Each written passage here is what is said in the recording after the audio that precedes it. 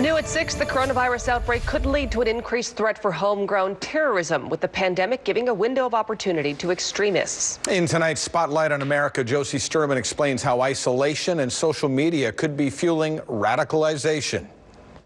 We heard a shot, then we heard another shot, then we heard a bam, bam, bam, bam, bam. A sleepy Missouri storage facility back to normal after a shootout 2 weeks ago between the FBI and an alleged domestic terrorist. And we just got up and looked out the window, and they were right over there. Agents came here to arrest a known anti-government extremist they say was picking up parts for a supposed car bomb attack he was planning at a local hospital. It's a plot the FBI says he had been planning for months, but accelerated because of the coronavirus crisis.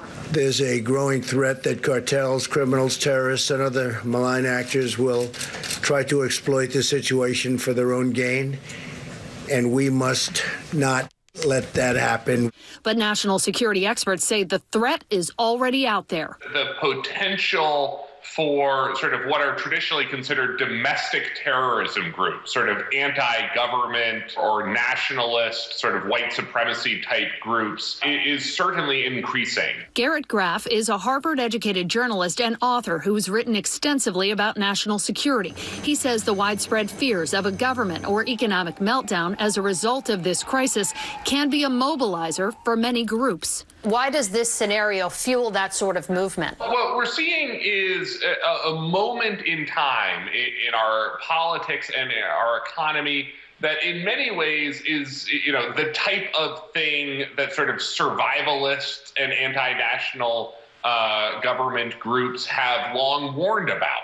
And now may see as a window of opportunity. The Southern Poverty Law Center, which tracks hate groups nationwide, tells Spotlight on America it's no surprise extremist groups are using this pandemic to push their own narratives of societal collapse and aid in their own recruitment. Experts say social media can be a powerful tool in those efforts, as potential extremists are isolated and may go down the online rabbit holes where dangerous rhetoric is spread and recruitment takes place.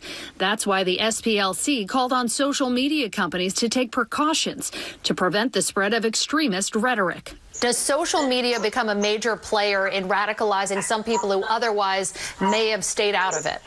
The threat in many ways is the same. What we are seeing, I think, is decreasing the length of time radicalization takes. The good news, counterterrorism officials say they're still very much on the job. Because our criminal and national security adversaries sure aren't going to take a day off, whether that's for the coronavirus or, for that matter, anything else. And with the 25th anniversary of the Oklahoma City bombing approaching, Graff says national security officials are keeping a keen eye out for the next anti-government extremist who wants to make a statement, this time in the midst of the coronavirus crisis.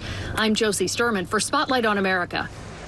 Graff says that in most cases, potential extremists generally aren't radicalized only online. The process is often driven by someone they have contact with in person.